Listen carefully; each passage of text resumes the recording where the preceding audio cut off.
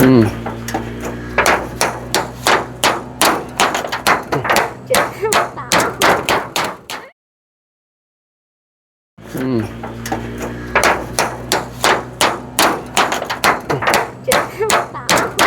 อืมอ่ะสบายดีเด้อ FC เด้อพี่น้องเด้อเนาะมื้อนี้พี่น้องเปิดภาพมาเห็นแม่น้องเจดีเพิ่นกำลังเฮ็ดสวนพอดีพี่น้อยเนาะแรกๆเพิ่นว่าเพิ่นสิเอาอันนี้มัดจังซั่นเอาลวดมัดก็เลยว่าโอ้ยว่ะก็เลยว่าเอาในกระปูตอกเอามันจังอันน่ะสังกะสีพี่น้อยเนาะสิปลูกหยังนี่น่ะ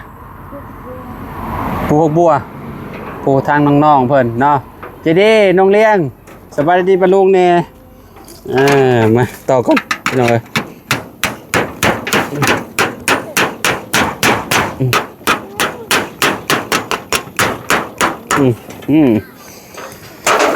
ตะปูนี้มันเป็นตะปูที่ว่าถอนออกจากไม้ได้พี่น้อยเนาะอันนี้เจ้าจามมีเลี้ยงนี่จามไม้ตัวนี้เมียนพี่ไม้ตัวเทิงพี่เดี๋ยวเราบ่าวต่อ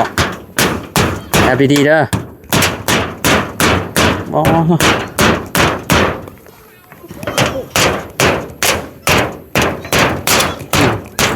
โอ้หมูเข่าพี่น้องเอ้ยปูเก่า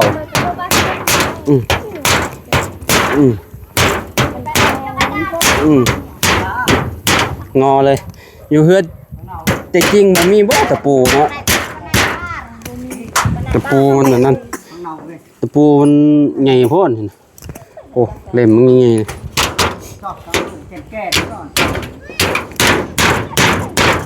จับไว้เด้อเจ็บมือย้อนเด้อ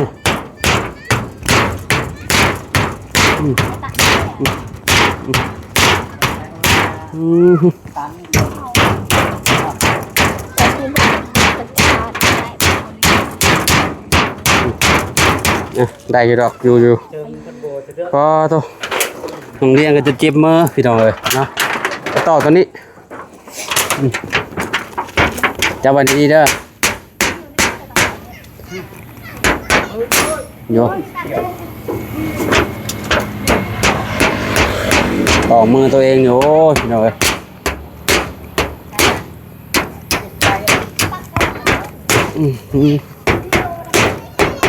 จับปกมือ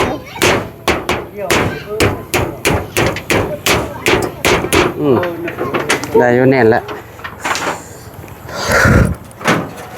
ใช่เล่มนี้มองจะดีจับดิ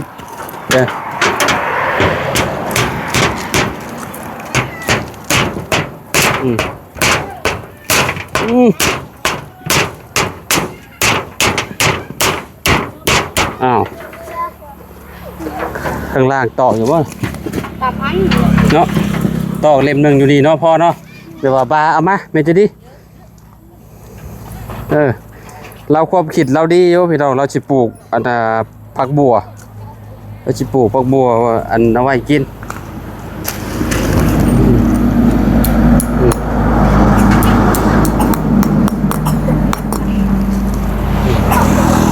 ใช่จะไปเด้อ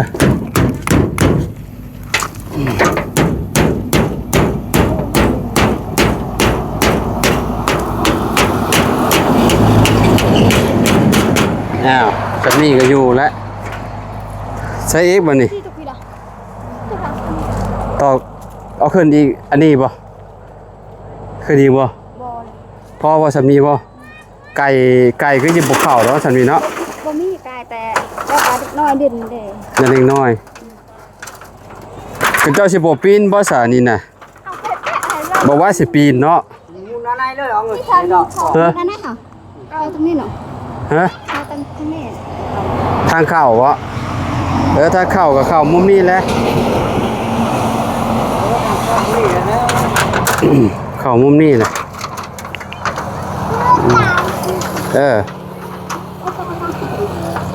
ตัวพี่เอาตัวยาวพี่เขาว่ะตัวยาวเอาไว้แอมผมบ่แอมตัวล่างพุ่นเนาะนี่เอาตัวนี้เก็บเศษสังกะสีมาบู๊เพิ่นเอามาแต่ใส่เอามาแต่ใส่ก่อนโอ้ อย่าให้อาแดกเข้ามาใกล้แถวนี้เด้อคมขนาดนี้นะเห็นปะน่ะ เขาบอกนี่พูดสิ ใช่นี่แหละโอ้ยเนาะพี่น้องเอ้ยถืออยู่บาดนี่อย่าแลได้ตอกเลยใช่ตอกชั้นต้นชิด้าก่อน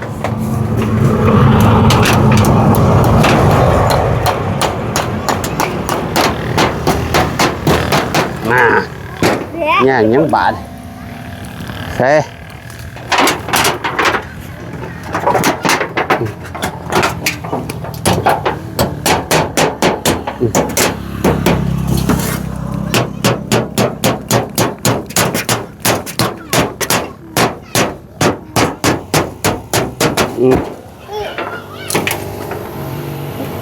ต้นนั้นตีหลักนิดหน่อยหนึ่งไม่ใช่ต่อแบบไรแบบนี้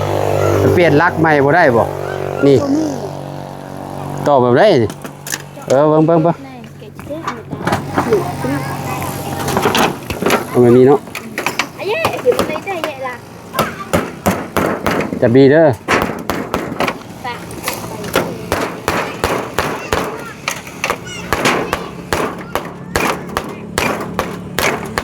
โอ้แข็งอยู่เด้อ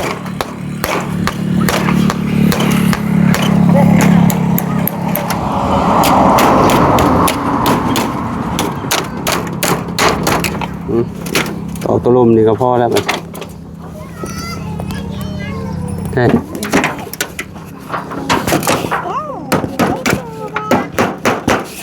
ถือว่า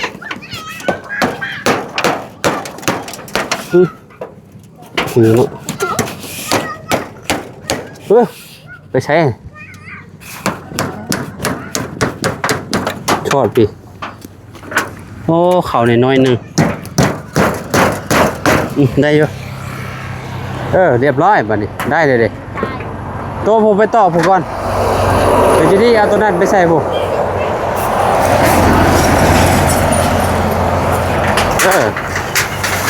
มาเถอะนะจะได้กินผักน้ำเล่าเนี่ย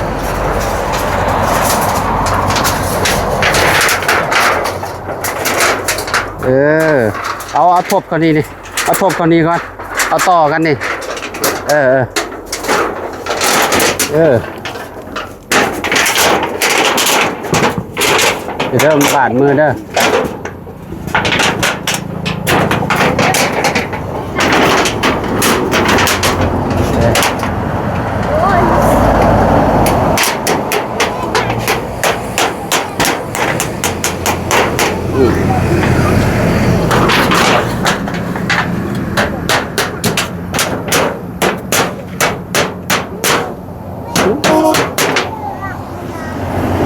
บุเทิงบ่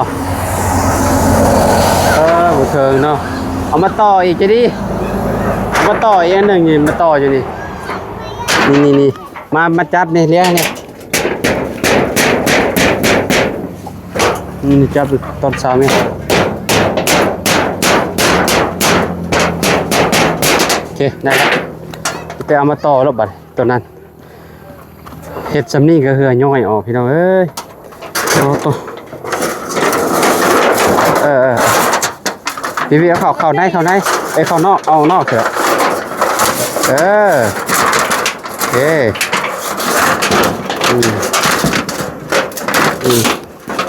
เฮ้ยบุเทิงบ่ได้อยู่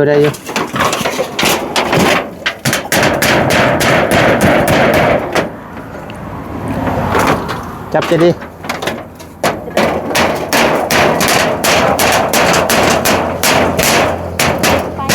สอดเส้นต้องนักแต่แบบว่า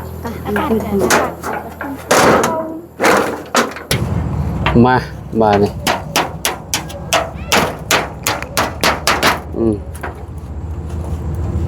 ใช่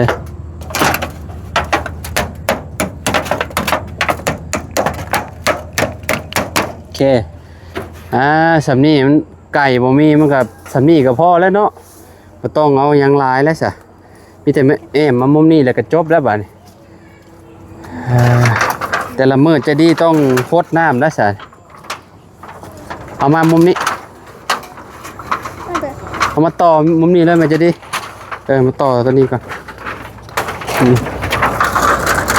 สังกะสีมันง่ายอยู่แล้ว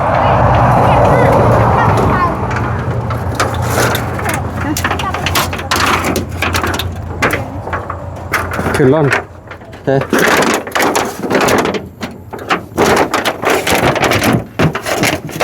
ถอยไปอีกก็ได้ถอยไปทางเจ้าโอเคได้แล้วมันยับขึ้นอีกบ่ได้บ่ดูว่ามันคะแนนมีไก่เข้าได้ดิหมาเข้าได้ดินี่เจ้าเอาก้อนหินลาดเมียนได้บ่เลยเวลาเจ้าเอาก้อนหินอันนั้นเมียน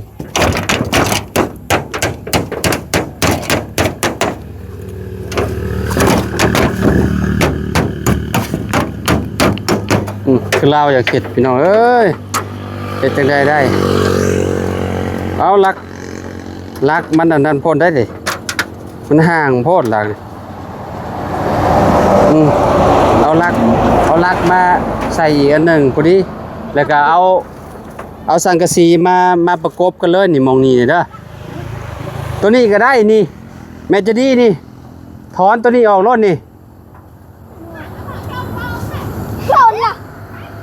ถอนตัวนี้มาปะมาโคตรไว้อย่างมุมนี้น่ะ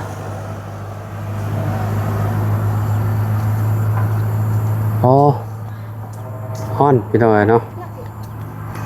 นี่เอามาพุดมุมนี้ล้นนี่พุดใช่แล้ว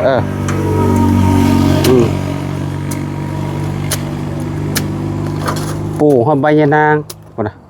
ใบยะนางใครเอามาให้ลุงหนวดบ่คงใช้ลุงหนวดแหละพี่น้อยเนาะเพราะว่าเห็นเพื่อนน้อง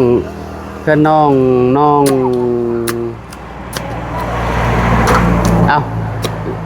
น้องป๊อปพี่น้อยโอ้ยเนาะคิดว่าเพื่อนดอกแค่ใช่ดอกเพื่อนน้องป๊อปปี้ก็มีเห็นนะ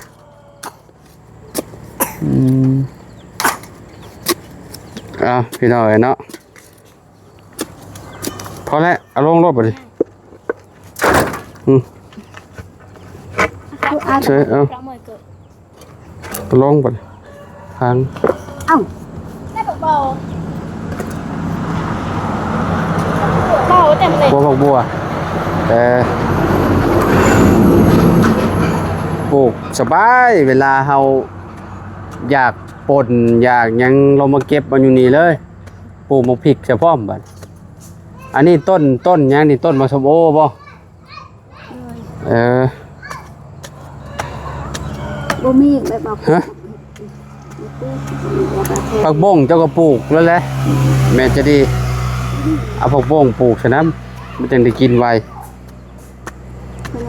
จะดีเอาต้นนั้นมาละเอาสังกะสีต้นนั้นมาเลยพ่อบ่นี่มาเพิ่นน้ำมองนี่ก็สิได้มาเสริมรักอีกแล้วนี่มันบ่เทิงสมมุติว่ามันบ่เทิงน่ะเทิงบ่เทิงก็ต้องใส่รักอีกรักนึง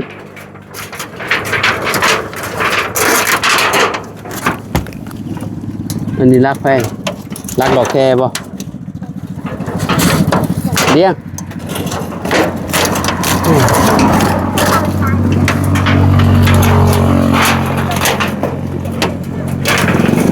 หารักมาอีกอ่ะเอารักมาใส่อีกรักหนึ่งอยู่นี่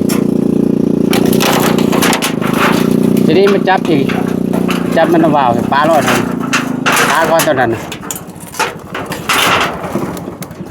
นี่มันจับตัวนี้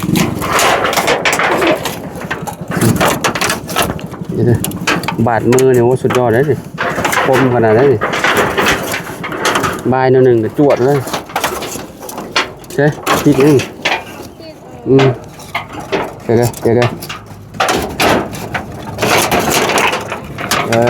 เอาจำเมียนไปเทิงบ่ตัวนี้เทิงบ่เดี๋ยวเอาเบาต่อกันไปตัวนี้พ้นกันมาเลยพี่น้องเอ้ยโอ้อะไรกันแบบเลยจะได้จับดิ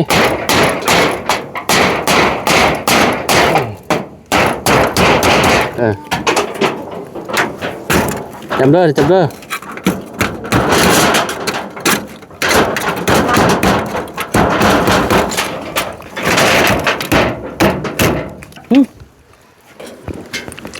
ถือบ่บ่ถือซ่อนครับพุ่นใช่มันเข้าอยู่เนาะแต่ว่ามันถือหูเก่าว่า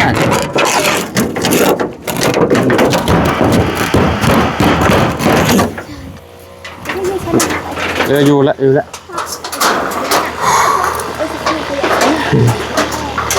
ใช่เอามาคุดเสร็จ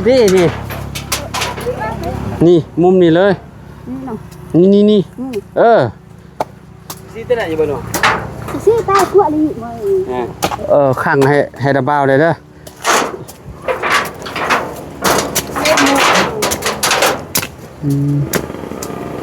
มาบานนี้พี่น้อยเนาะเปลี่ยนมือก่อนบานนี้ให้พอน้องไก่เพิ่นตอกให้ก่อนเนาะบอกพี่นี่คือว่าตกมายิ้มหยับเนาะแต่กระบุจางทั่วกระบุหัวสิตกแห้งสำได้พี่น้อยเนาะอายุตอนนั้นน่ะออกนักเลยเขาจะบอกเนี่ยก็ทำยังไงเนี่ยจะมีปลูกช่วงนี้ปลูกผักกาดบ่ได้ดอกแต่พอนี้ปลูกผักกาดบ่ได้ปลูกผักผักบัวกับเปื่อยคิดว่าถ้าพ้นบ่ตกดูนะโอเคอยู่ถ้าพ้นตกดูนะโอ้ยพี่น้อยเนาะบ่อยากจะคิดว่ามันสิเป็นยังไงมันเปื่อยแน่นอนได้มาแล้วบ่อันนั้นน่ะอันเนี้ยปลูกนะได้มาแล้วบ่อ๋อมาแล้วบ่ผักบัวน่ะผักบัวแดงเนาะ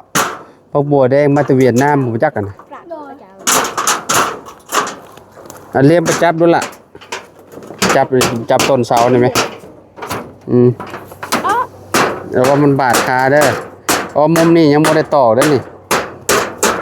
คือเลยยันเปื่อนยันมือดำบ่คือว่าคนไหนเก็บเป็นที่ยันเปื่อนเอามาซ่อนกันเลยบ่ตัวนี้อันนั้นเนาะจริงๆเนาะต้องมาตอกตะปูอีกพอดีเลยเน่นนะปลูกอยู่เป็นปีๆพอแล้วสักกะสีบ่พอซ้ำบัดนี้เนาะ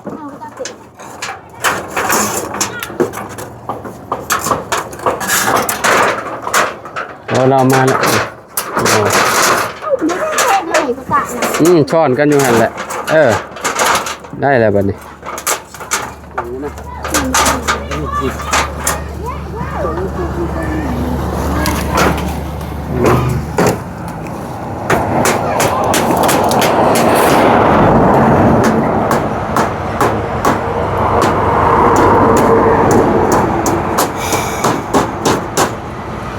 ไก่ดอกเขตแถวนี้เพิ่นไก่เพิ่นบ่ได้เลี้ยงไก่หลายหั่นน่ะเพิ่นบ่มีหดไก่ซ้ำพี่น้องเอ้ยเนาะมีแต่ม้าและยันม้าและเข้าไปนอนเย็นเนาะคันว่าเฮาแอมไว้บัดนี้เพิ่นก็บ่เข้าดอกเนาะเฮ็ดแบบว่าเฮ็ดสั้นเดียวลากเนี่ยก็กี่ฮะจะฮู้บ่ฮู้ซุมเจ้าบ่เพิ่นฮู้บ่เราบีบแก้ให้ชื่อทางน้ำเราโดยกิ๊กขอลากพี่น้อยเนาะอ้าวพีระนั่นไงฮะกระยามาเนาะอันนั้นสำนันนะมีแต่ให้เล่าเสริมไม่ใช่บ่เลยโอ้นี่พอดีเลยแอมพอดีเลยจบเลยบานนี่ปั๊บมักชิปบานนี่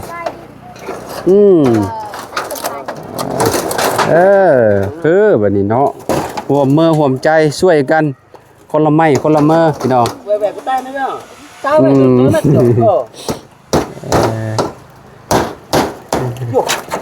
ฮะโอ้ต่อมือตัวเองได้จุกมือยันต่อไปต่อมาเนี่ยโว้ต่อมือตัวเองถึงงานข่าวแล้ว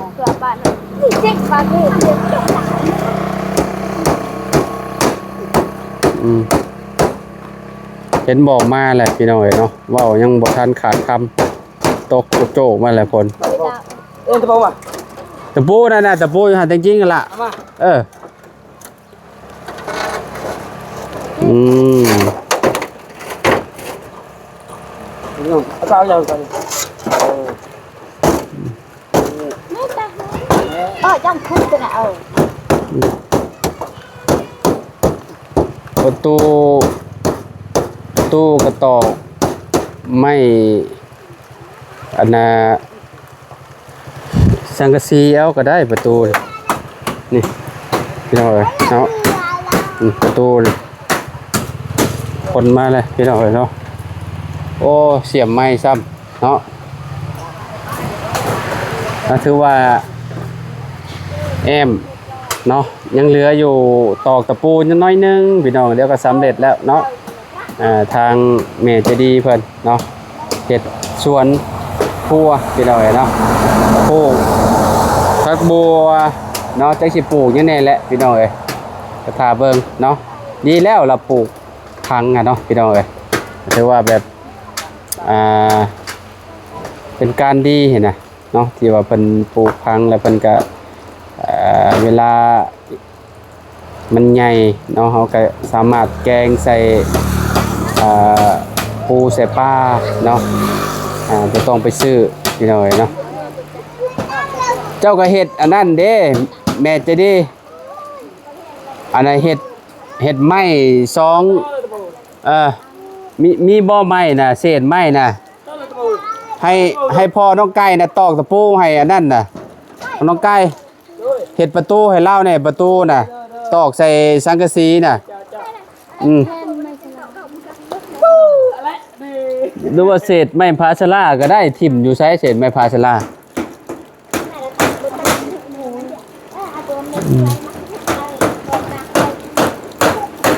โอ้ยพี่น้องเนาะคิดว่า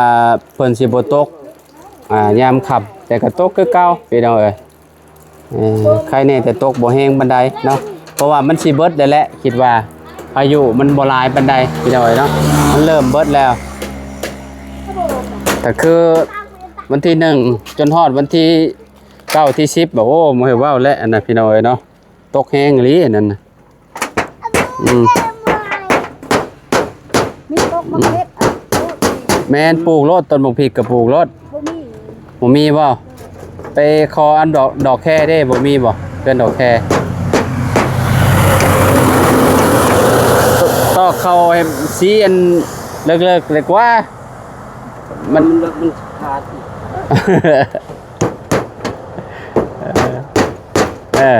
เอาเข้าอีกเนาะ ผิดคาดคือตองแหงในกันโดยถือว่าเรียบร้อยยังเห็ดแต่ปกตูบัดนี้พี่น้องเนาะพอกันพี่น้องคลิปหน้าคลิปในเนาะสำหรับคลิปนี้เห็ดทั่วเห็ดสวนให้แม่ใจดีเพิ่นแล้วแล้วแต่ประตูพี่น้องเนาะพอกันใหม่เด้อสบายดีเด้อสบายดี FC เนาะสบายดีบ่สุขุสุขคนสบายดีไปพี่น้องเนาะพอกันใหม่ขอบคุณหลายๆที่มารับชมคลิปพี่น้องเนาะ